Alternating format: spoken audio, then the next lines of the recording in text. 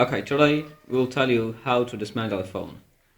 This is a Reliance LG phone, and today we're gonna fuck it.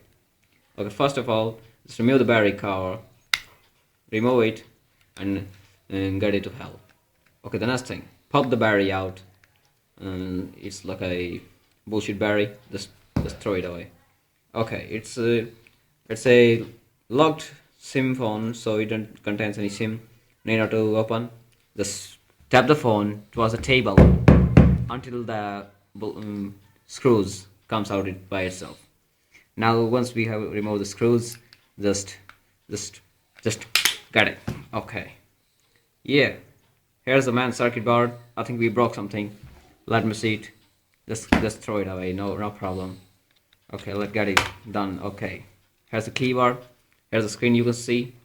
It's a plastic screen. Looks cheap, very cheap. Just throw it away. Here's the keyboard. There's the LCD. Okay, you can check out the LCD by pressing it out. Yeah, here it is. But when you have to, change the LCD, just first you have to break it like this.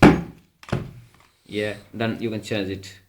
If you are unable to connect, join it again, just take it to any shopkeeper. He might do it. Bullshit.